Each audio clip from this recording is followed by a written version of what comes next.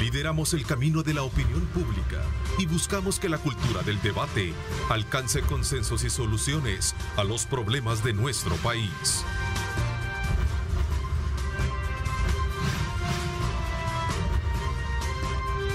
Diálogo con Ernesto López.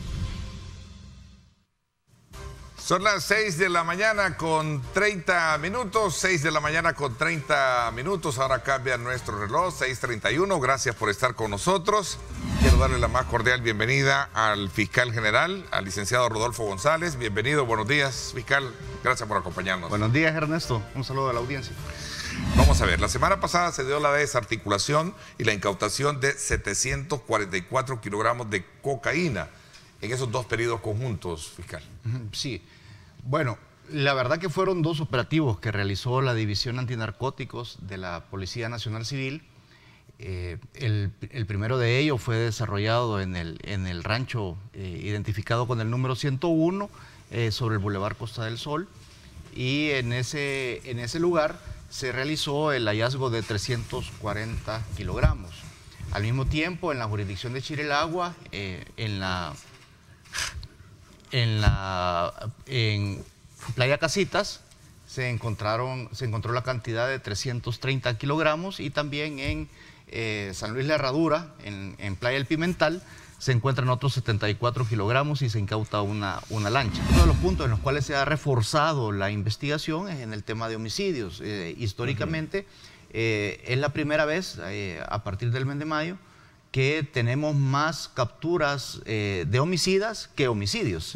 Entonces, actualmente tenemos 72 homicidios que han sucedido en estos 20 días de junio, y estamos aún abajo en comparación con un año atípico para la seguridad pública, como fue el año 2020, precisamente por el confinamiento que existió por la pandemia. Y también estamos muy lejos, muy distantes de la cantidad de homicidios que existió en el año 2019. Entonces, esto habla muy bien, pues, sobre esta política, sobre esta labor que desarrolla la Policía Nacional Civil, y nosotros como Fiscalía estamos en la mayor de la disposición para colaborar con políticas de Estado que traigan seguridad a los salvadoreños. En el caso de la desaparecida, fiscal, de la persona desaparecida, ¿el protocolo funciona o no hay que revisarlo? Porque entiendo que en el caso de Yulisa Beltrán, que es el caso de acá de la colonia de mexicanos, Sacamil, era una joven de 16 años, fue reportada como desaparecida desde el 3 de junio, según la información que se maneja. Sí. ¿Qué pasó en todo ese lapso del reporte de desaparecida? No, bueno, durante todo ese lapso siempre se activan los protocolos que ya están establecidos en conjunto con la Policía Nacional Civil. Se empieza a realizar una búsqueda de cada una de las personas desaparecidas. Actualmente manejamos, digamos, del universo de denuncias que nosotros hemos recibido, aproximadamente el 45% de las personas reportadas como desaparecidas son encontradas. En algún momento tenemos noticias sobre que estas personas han vuelto con sus familiares. Quiero mencionar que de este 45% hay aproximadamente un 5% en el cual sí estamos en presencia de un delito. El resto son reportes de personas que voluntariamente simplemente habían desaparecido del control de sus familiares. Tengo acá un dato que publica el periódico Diario El Mundo, que registra la Fiscalía General de la República. Dice, entre enero y mayo de este año se han tenido alrededor de 575 reportes de desaparecidos. Sí, correcto. Esa es una información de la Fiscalía. Es correcto, así es. Esa información es en base a las denuncias que nosotros hemos recibido. Luego, cuando se hace una depuración a mi llegada a la institución, y empezamos ya a cruzar información con la Policía Nacional Civil. Entonces, de esa forma se reduce esa cantidad de denuncias, porque una buena parte, como les repito, correspondía a personas que fueron encontradas. Y esta modalidad digamos, es un factor de cambio operacional que tiene el AMPA a partir de los golpes fuertes que ha recibido con el plan control territorial, por ejemplo. Es decir, no hay asesinatos, pero sí en algún momento puede cambiar la modalidad para poder seguir cometiendo delitos. Vale. Lo que sucede es que en este momento ya tenemos un fenómeno criminal que está visibilizado, precisamente a partir de las reformas legales que se hacen en el año 2020 y que pues le dan un matiz de conducta delictiva a este tipo de casos. Pero por lo menos en los últimos 20 años que tengo como fiscal, siempre han existido este tipo de hechos. Lo único que su abordaje era dado como privaciones de libertad o bien como homicidios, ante la ausencia de una ley específica que regulara el fenómeno. Entonces, bueno, usted quizás recordará, por ejemplo, antes se daban los denominados autosecuestros en el caso de la gente que simulaba el delito de secuestro. También se daban muchas veces eventos en los que las personas desaparecían y se daba una investigación como si se tratara de un delito de privación de libertad. Algunos de estos casos sí eran hechos criminales y otros simplemente existía toda una historia tal vez de abandono del hogar, de infidelidades que también eran abordadas en un momento dado como hechos criminales. A ver, ¿no será que en el país exista una modalidad similar a la que ha ocurrido en Chalchuapa, donde tengamos, digamos, cementerios o fosas precisamente con esas cantidades de casos digamos, de cadáveres encontrados, fiscal? Mire, hechos como el de Chalchuapa no son nuevos aquí en el país. Por lo menos en el año 2012-2013 fueron encontrados bajo otras administraciones, bajo otras direcciones de las instituciones, se encontraron cementerios clandestinos. En algún momento estos fueron atribuidos no es una a cosa organizaciones nueva, criminales. obviamente, ¿no? Ajá, correcto. Ahora, en el caso de Chalchuapa, bueno, este es un hecho que salta a la luz. Hay que tomar en cuenta que el principal acusado, Hugo Osorio Chávez, ya es un reo confeso, es una persona que básicamente se ha atribuido pues, la comisión de estos hechos criminales. Y las investigaciones, por supuesto que continúan, porque en este momento la principal responsabilidad que tenemos como autoridades es la identificación adecuada de cada una de las personas que se encontraban en el interior de esa vivienda. Sobre eso debo mencionar que no vamos a escatimar ningún tipo de esfuerzo o de aportar cualquier tipo de recurso, precisamente para que las personas que se encontraban que se han encontrado en ese lugar, sus restos vuelvan con sus familiares. A ver, y esta modalidad, de alguna manera, bueno, el caso en sí se da en un contexto de mucha incertidumbre, de mucho hermetismo, al grado de que creo que se han logrado establecer ciertos parámetros también de confidencialidad. ¿Qué está pasando? Porque entiendo que este exagente, según la información que hemos conocido, este exagente tenía orden de captura. ¿Y por qué no se había hecho efectiva esa orden de captura? Tenía 2 órdenes de captura. Sí, así es. Bueno, esos son eventos que han surgido a raíz de la detención de esta persona. Ahora bien, hay que recordar de que a diario la Fiscalía promueve acciones en contra de diferentes personas. Esto van generando en un momento dado órdenes de detención. Tanto ha sido la necesidad de colocar reservas que ha llevado incluso a ciertos funcionarios a mencionar de que también se está haciendo mucha apología con relación a este tema. ¿Usted comparte esto o cuál es su opinión? Incluso también este fin de semana hemos visto la denuncia de muchos colegas periodistas de otros periódicos digitales que están hablando de perseguimiento por parte de la seguridad por la publicación de estas informaciones. Bueno, creo piensa? creo que no hay ningún tipo de persecución. De persecución. Sí. Nosotros estamos comprometidos con dar información de manera responsable. En la medida en que, la investigación, el proceso penal vaya avanzando, se van a ir obviamente revelando más detalles al respecto. Con lo que sí estoy claro, lo que yo no comparto es cuando se da información de una forma escandalosa y poco profesional, más por animar la morbosidad que pueda rodear una nota roja. Pero sí estoy claro de que este caso va a ser objeto de estudios posteriormente para tratar de establecer, o sea, qué es lo que motivaba a esta persona a cometer sus crímenes.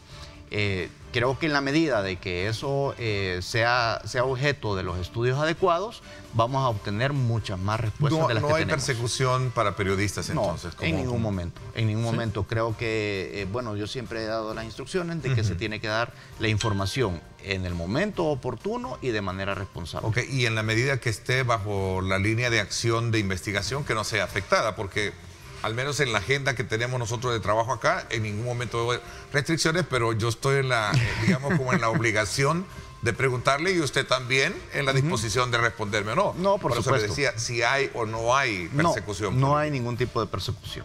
No hay ningún tipo de persecución. Y las reservas van precisamente para no lograr, digamos, tocar esta parte sensible. Así es. Mire, hay una cosa que se puede desarrollar si se da información tergiversada o información no en el momento oportuno. Y es precisamente que se puede ir generando lo que se denomina una conciencia forense en otras personas que puede servir en un momento dado a los criminales para tratar de ocultar o evadir las investigaciones que nosotros realizamos. En la medida que nosotros revelamos nuestros procedimientos, de igual forma el criminal muta en cuanto a sus conductas. Entonces, en la medida de que no conozcan nuestros procedimientos de investigación, eso nos va garantizando que en el futuro vamos a descubrir quiénes cometieron otros crímenes. Este fin de semana el cardenal de Gregorio Rosa Chávez dijo que calificó precisamente de un linchamiento político el proceso contra Mauricio. ¿Qué piensa? Mire, eso no es un linchamiento político, o sea, eso es simplemente cumplimiento de la ley. En primer lugar, los centros penales por mandato legal son los lugares establecidos para guardar la prisión preventiva. ¿Por qué? Porque reúnen las condiciones adecuadas para ello.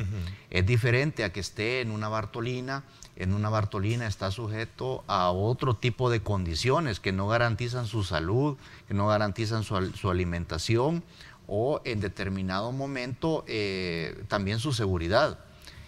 El exalcalde, en un momento dado, él podía permanecer perfectamente en el interior de una Bartolina. Sin embargo, eso no es legal y aparte de eso, es un compromiso para los agentes de la Policía Nacional Civil que tienen que desarrollar otras labores también establecidas en la ley en materia de seguridad pública y precisamente para eso es que hay toda una infraestructura y creo que las autoridades han realizado los esfuerzos adecuados para que las personas en detención provisional no permanezcan en recintos policiales, sino que pasen a cada uno de los centros en donde son adecuadamente clasificados y también tienen a su disposición toda una serie de servicios que garantizan su salud y su seguridad. Y todo ese proceso se ha hecho con el proceso de cumplimiento de lo que exige la ley. Así es. No ha sido un linchamiento la presentación tan exagerada, incluso con la forma de desplazarlo con la cantidad de policías. Bueno, mire, en primer lugar hay que recordar que él fue en algún momento dado un político. Fue una persona que resultó electa y ejerció el cargo como alcalde de la capital. Entonces, yo creo que no se deben de escatimar esfuerzos para garantizar que el traslado de una persona se realice de de una forma segura. O sea, ¿corre peligro la vida de él? ¿Buscan proteger la vida de él? Mire, y por eso se hace ningún tipo de medida de seguridad es suficiente. Siempre hay que considerar cualquier tipo de riesgo que pueda haber en contra de una persona determinada. Lógicamente, una persona como él puede en algún momento, o más bien las autoridades pueden pensar que puede existir un riesgo superior a que si se traslada a otras personas. Entonces, la cobertura mediática, la que expone la forma en la cual él fue trasladado, creo que en ningún momento expone algún tipo de atropello en contra de su persona. También hay un tema de que la cobertura mediática en algún momento garantiza de que al alcalde siempre se ha velado porque se cumplan sus ¿Cuál es el estado de derechos él? Porque humanos. entiendo que entró en un proceso de no comer, ¿no? Sí, y precisamente esas situaciones de esa naturaleza son las que ponen en riesgo también a los agentes policiales que en un momento dado estaban custodiándolo. Entonces, es decir, en una Bartolina policial, en un recinto policial, no hay, por ejemplo, psicólogos que estén a disposición para tratar ese tipo de conductas. Tampoco, hay las condiciones adecuadas para que él pueda pasar por este momento procesal de la mejor manera posible.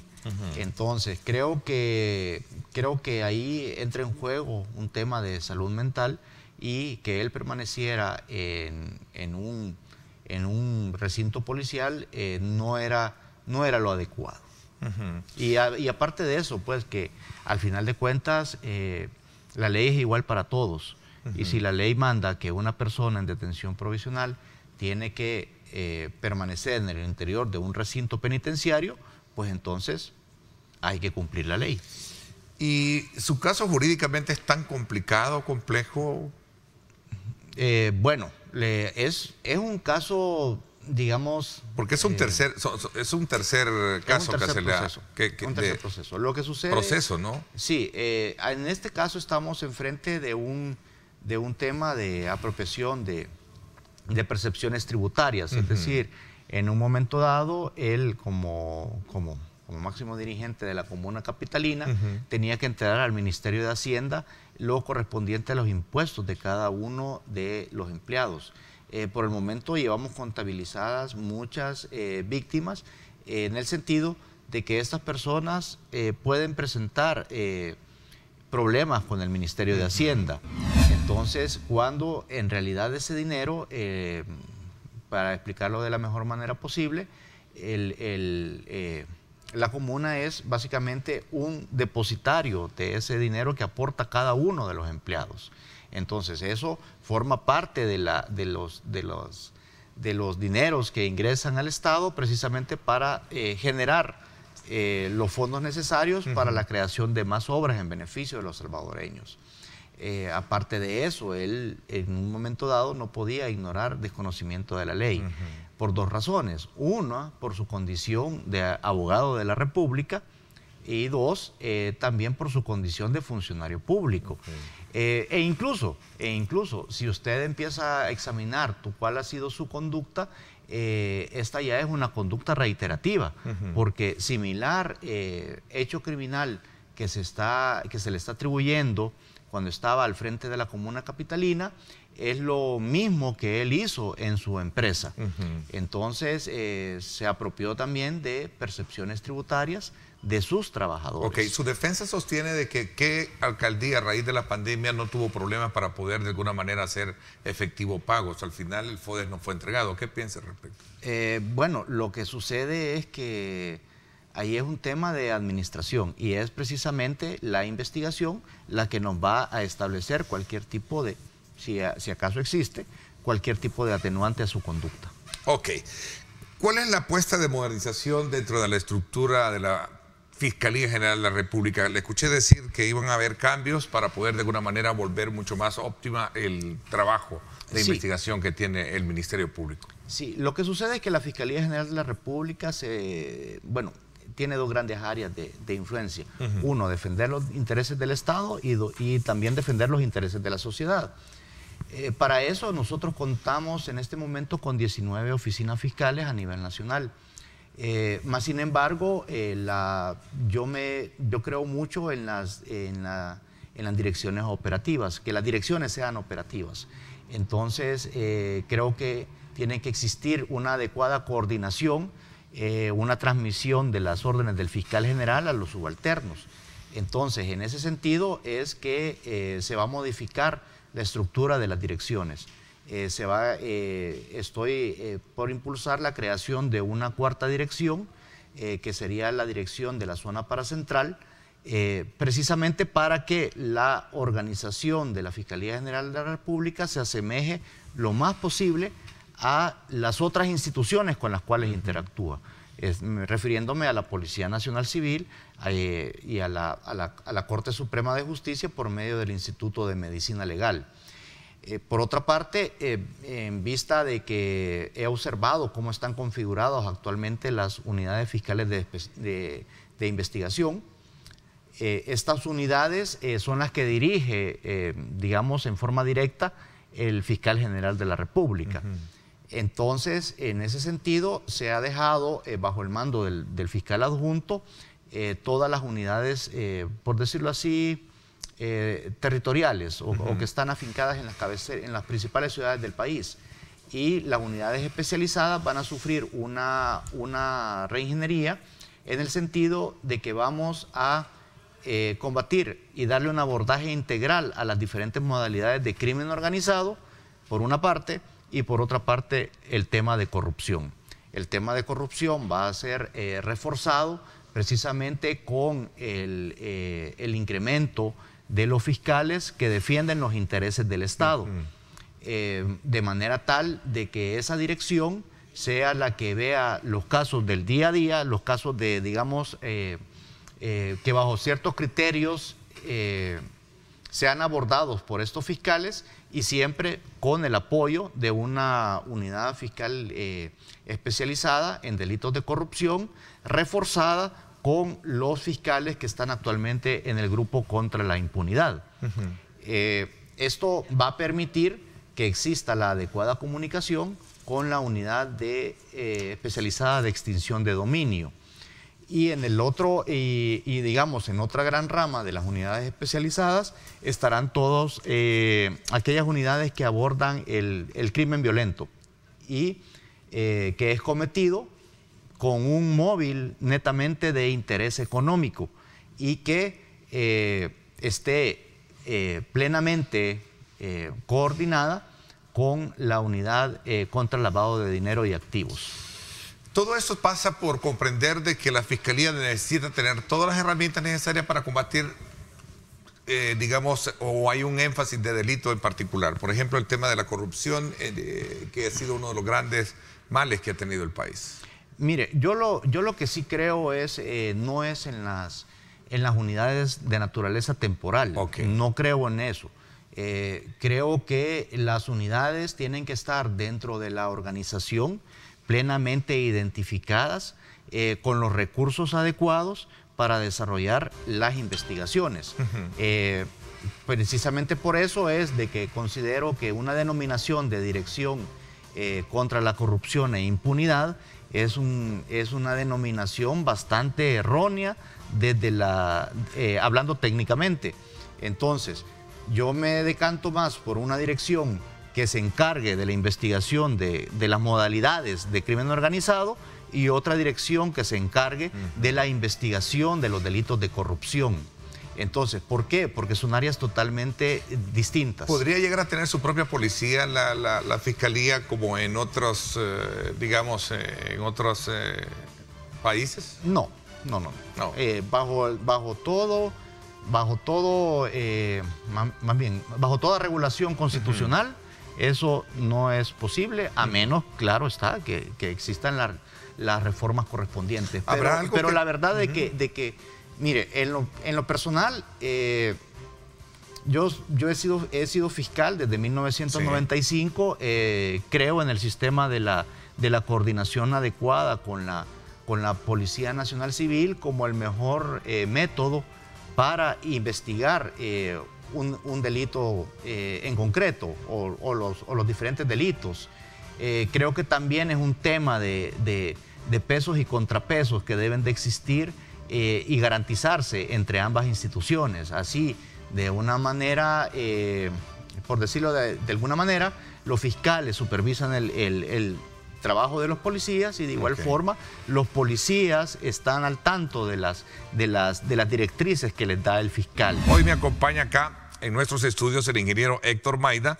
Él es catedrático universitario y experto en marketing digital. Muchísimas gracias por acompañarnos. Muchas gracias, Ernesto. Gracias por la invitación y la oportunidad pues, de compartir el aprendizaje que tenemos en esto de las criptomonedas y el Bitcoin. Excelente. Vamos a tener una muy buena conversación. Por supuesto, también quiero darle la más cordial bienvenida a Ricardo Castaneda.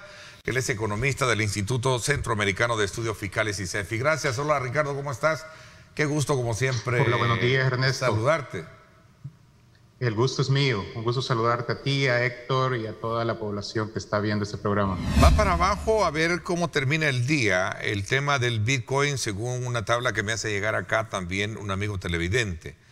¿Es esto de lo que estamos hablando? A ver, Ricardo, me quedé contigo. ¿Por qué nosotros optamos por una decisión como esta cuando otros países a lo mejor todavía no la han hecho?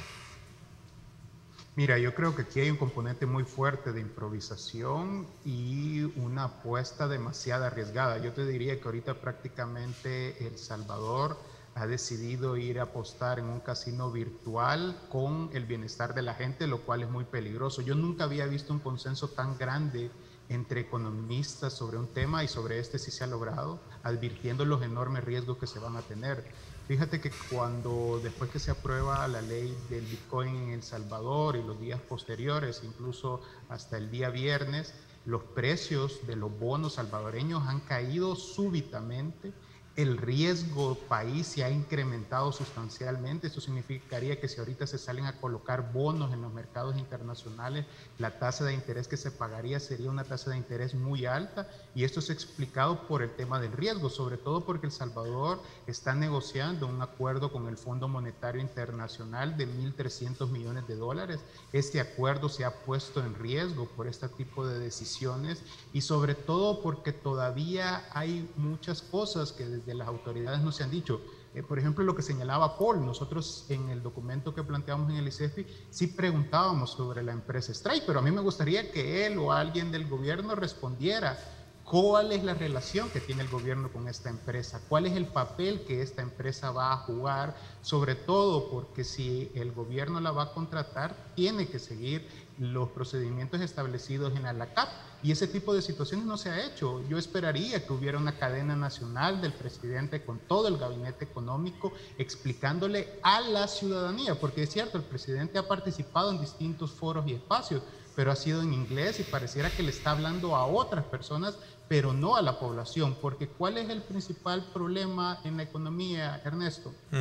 Cuando tú no tienes información clara, contundente, se empieza a generar mucha incertidumbre.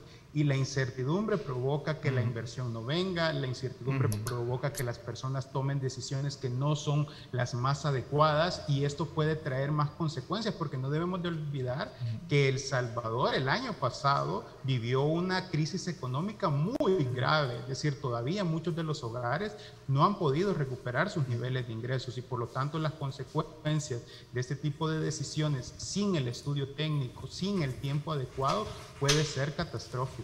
Ok.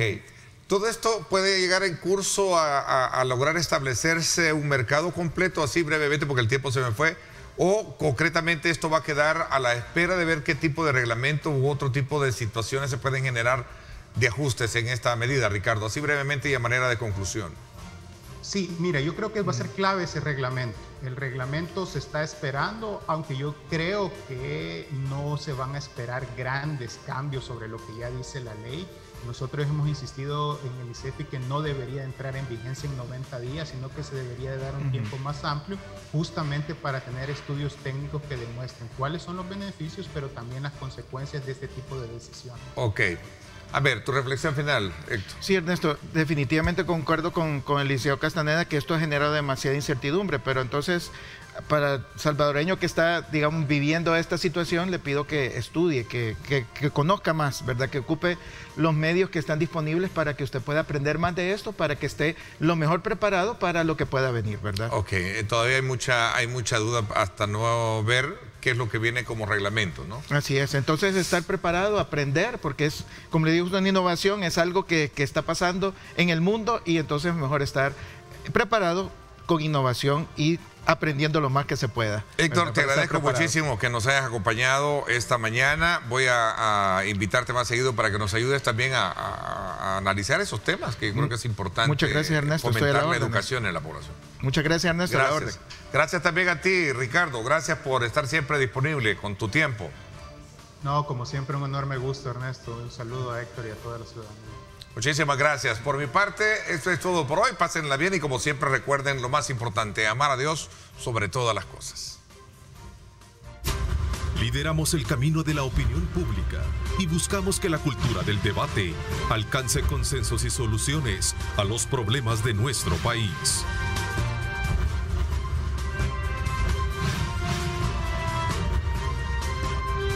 Diálogo con Ernesto López.